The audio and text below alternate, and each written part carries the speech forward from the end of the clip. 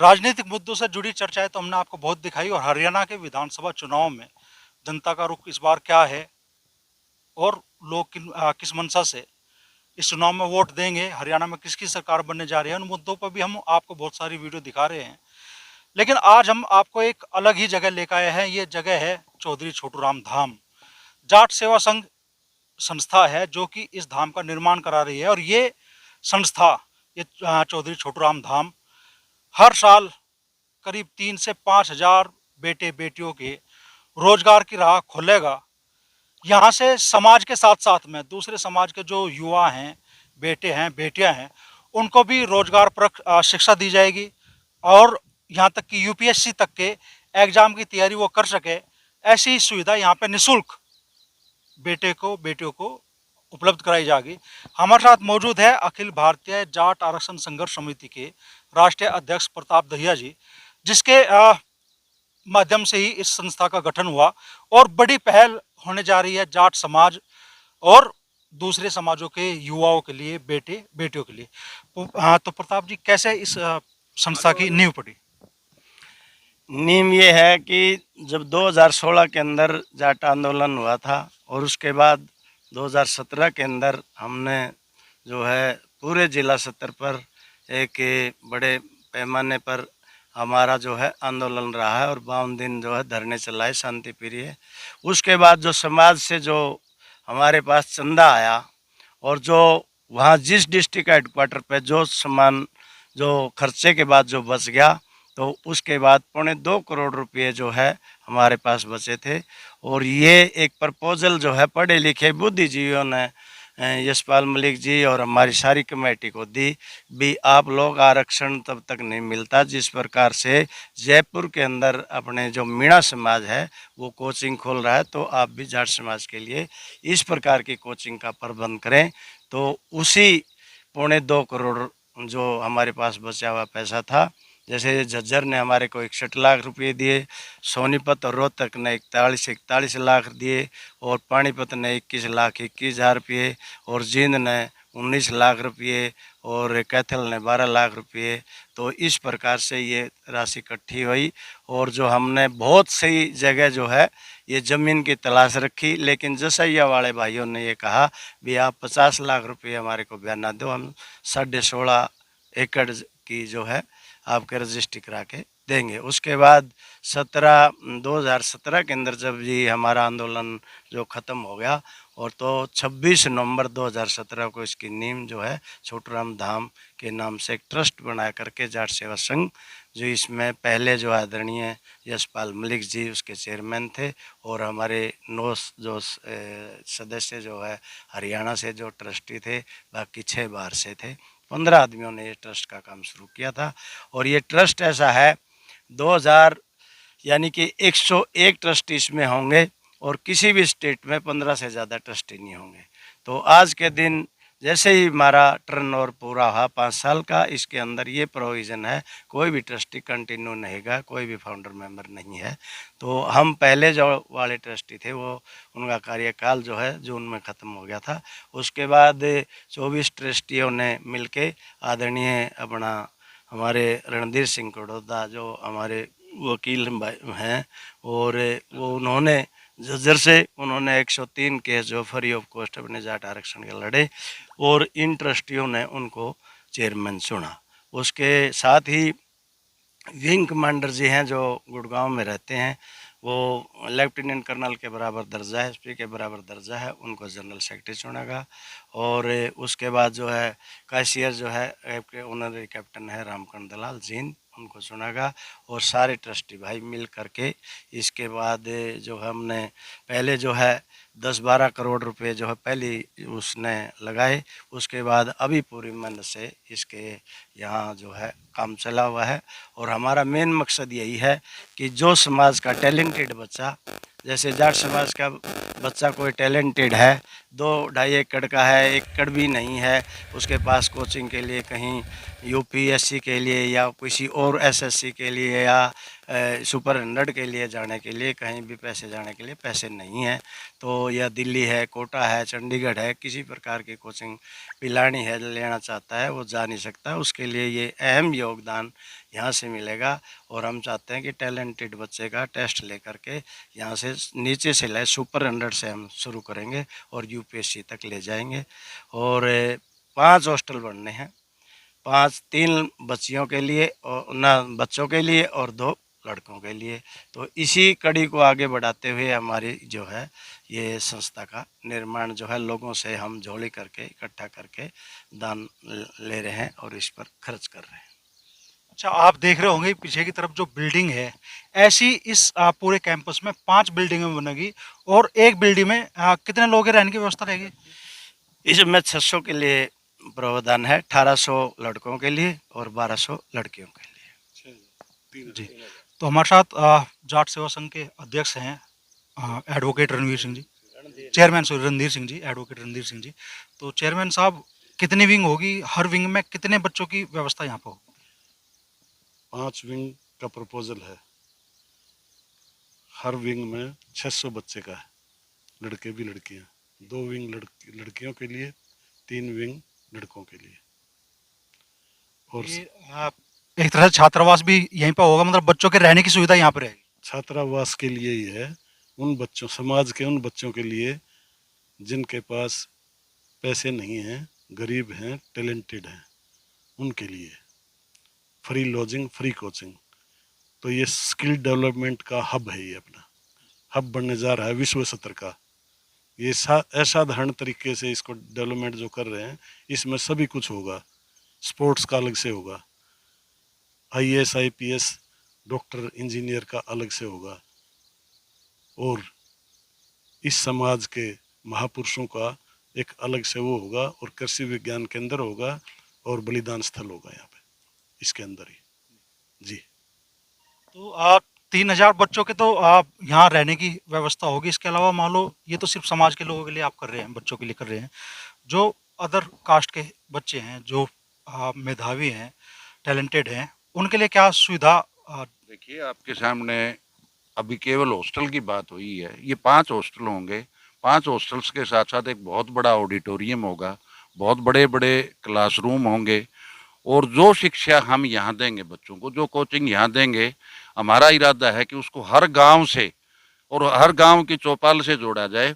प्रत्येक गांव में एक आदमी नियुक्त करके, एक कोई इन्विजिलेटर नियुक्त करके, और हम वहाँ जो आजकल ऑनलाइन कोचिंग लेने की 30-30, 35-35 हज़ार रुपये बच्चों को खर्च करने पड़ते हैं, हम वो बिल्कुल नॉमिनल रेट पे उसको गांव-गांव तक पहुंचाएंगे। यहाँ ऑनलाइन में समाज के सभी बच्चे, ऑनलाइन में गांव की चौपाल में होगा तो वहाँ 36 बिरादरी के समाज के सही भी यहाँ पर सभी भाई जो है ना, सभी के बच्चे वहाँ कोचिंग ले सकते हैं।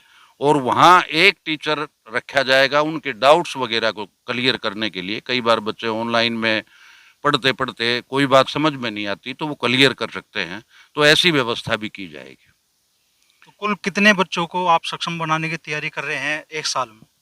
एक साल में हमारे पास जितने बच्चे आएंगे उसी हिसाब से हम इंफ्रास्ट्रक्चर बढ़ाते चले जाएंगे, उसी हिसाब से फैकल्टी बढ़ाते चले जाएंगे।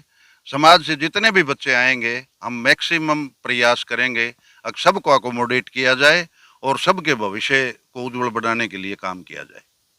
समाज का बहुत बड़ा योगदान है। ये 2017 में जब आरक्षण दे दिया था सरकार ने, विधानसभा में भी पास हो गया था। ये तो बाद की बात है कि वो हमें मिला नहीं और वो बाद में हाई कोर्ट में लटक गया। तो उस समय 25 मई को जींद में एक बहुत बड़ी पंचायत हुई थी, और उस मीटिंग में, उस पंचायत में ये फैसला लिया गया कि आरक्षण का असली लाभ तभी मिलेगा जब कंपटीशन के लिए बच्चों को तैयार किया जाए। और उसी उद्देश्य को लेकर के इस जाट सेवा संघ का गठन किया गया, और जाट सेवा संघ के तहत 2017 में इसकी नींव रखी गई। 2018 तक काम बड़ा प्रोग्रेस से चला, लेकिन दुर्भाग्य से जब 2019 में कोरोना आया तो एक साल ये काम बंद हो गया, नहीं तो अब तक बहुत काफ़ी कुछ हो चुका होता। और कोरोना के बाद 24 नवंबर 2020 को फिर यहाँ छोटूराम जयंती और इसका स्थापना दिवस मनाया गया। तो बहुत संख्या में लोग पहुँचे थे और बहुत बड़ा योगदान लेकर के आए थे। लेकिन 26 नवंबर से किसान आंदोलन की शुरुआत हो गई। तो इस समाज के लोग जो इस धाम से जुड़े हुए थे वही किसान परिवारों से थे, तो वही लोग 13 महीने तक फिर किसान आंदोलन में रहे। हमारे जो डोनर्स थे उन्होंने भी किसान आंदोलन में सहयोग किया, और जो डोनर इकट्ठा करने वाले थे, जो काम करने वाले थे, वो भी किसान आंदोलन में लगे रहे।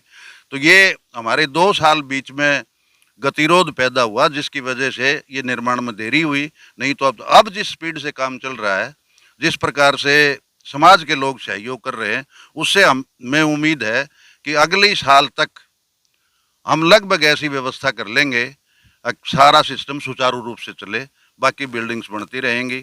यहाँ एक बलिदान स्थल बनेगा। जितने जाट शहीद हुए हैं, चाहे वो फर्स्ट वर्ल्ड वार में, चाहे सेकंड वर्ल्ड वार में, चाहे किसी आंदोलन में, या जहाँ जहाँ भी कुर्बानियाँ दी हैं आज़ादी की लड़ाई में, उन सब का विवरण यहाँ संजोया जाएगा बलिदान स्थल पे। और एक वो बहुत ही भव्य बलिदान स्थल होगा, जो उसकी कल्पना स्विट्जरलैंड का कोई बड़ा भव्य बताते हैं, हमने देखा नहीं है, उसके अनुरूप वो बनाया जाएगा।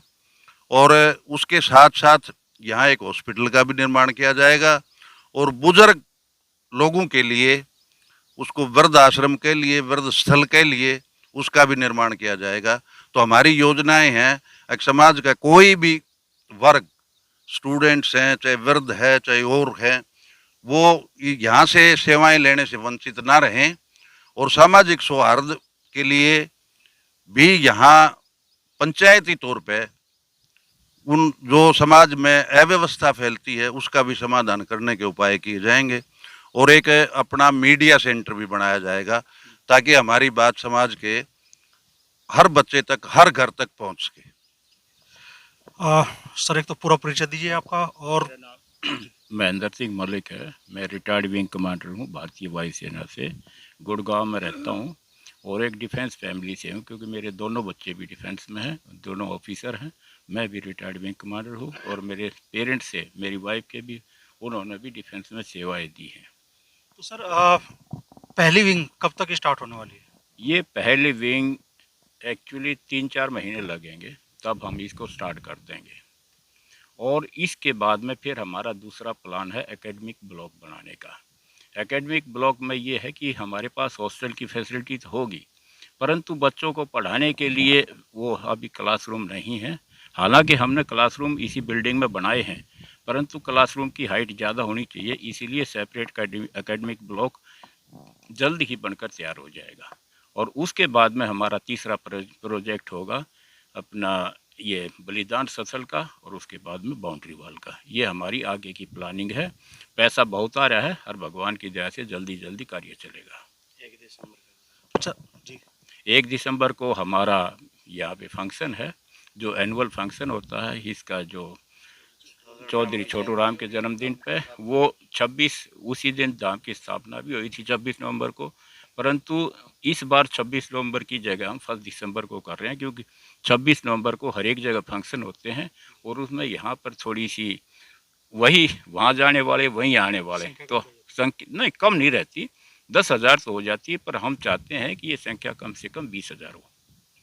तो दैया जी, जाट आरक्षण संघर्ष समिति के माध्यम से जो लड़ाई आप लोगों ने लड़ी आरक्षण के लिए, चलिए सरकार की तरफ से अभी तक आरक्षण को लेकर कोई ठोस आश्वासन कह लीजिए सामने नहीं आया, तो फिर समाज ने खुद ही बीड़ा उठा लिया कि भी अपने बच्चों को हम सक्षम बनाओगे, और अब हम सामान्य श्रेणी के तहत ही उन्हें काबिल बनाओगे।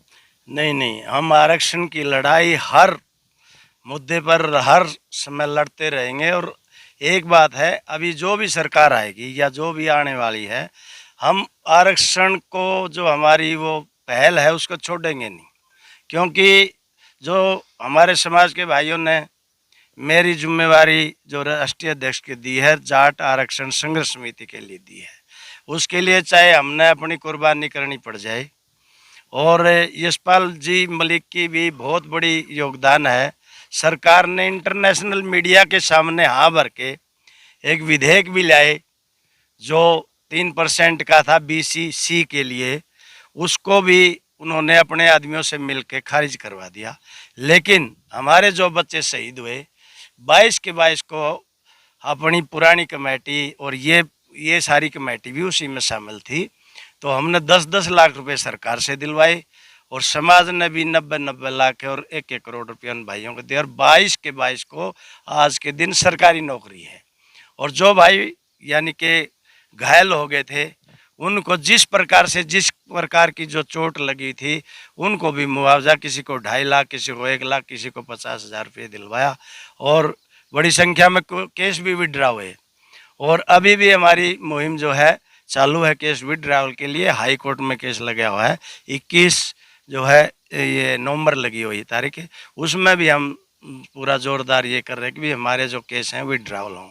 रही बात दूसरी आरक्षण की लड़ाई हमेशा जारी रहेगी। हम ये चाहते हैं कि हम उग्र ना होकर के शांति प्रिय ढंग से, चाहे हमने धरने दोबारा देने पड़े, लेकिन हम रोड रास्ता ब्लॉक नहीं करेंगे, रेलवे ट्रैक नहीं रोकेंगे, कोई पानी की नहर नहीं रोकेंगे, लेकिन शांति प्रिय धरने सड़क के पास, रेलवे ट्रैक के पास या कहीं भी जब हमको मिलेगा तो हम उसकी लड़ाई हर समय लड़ने को तैयार हैं। चाहे कोई किसी की जो भी सरकार आएगी, उससे आरक्षण हमारा अधिकार है और हम उसको लेकर रहेंगे। क्योंकि जो बीसीबी के अंदर अभी हमारी जातियां हैं, जैसे आहिर भाई हैं, गुजर भाई हैं, सैनी भाई हैं, उनके हमारे ज़्यादा ज़मीन है हमारे जाटों से भी। और ख़ासकर रोहतक, सोनीपत और आसपास में तो जो है ज़मींदारा रहा ही नहीं।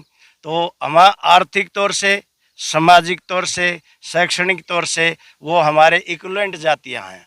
जब उनको आरक्षण मिला तो हम भी ये चाहते हैं कि हमारे को BCB में आरक्षण मिले, जो कि गुरुनाम आयोग में हमारे को 12 जातियों को आरक्षण मिला था। तो ये लड़ाई हम बिल्कुल अवश्य जारी रखेंगे और हमारे सारी कमेटी इसी के लिए प्रपोजल भी हमने जिला स्तर पर भी पहले भी कहा था। अभी इलेक्शन का दौर है, अभी हम शांति प्रिय, जो भी सरकार आगे आएगी उससे हम इस प्रकार की डिमांड हमेशा जारी रखेंगे भी जाट को आरक्षण मिलना चाहिए।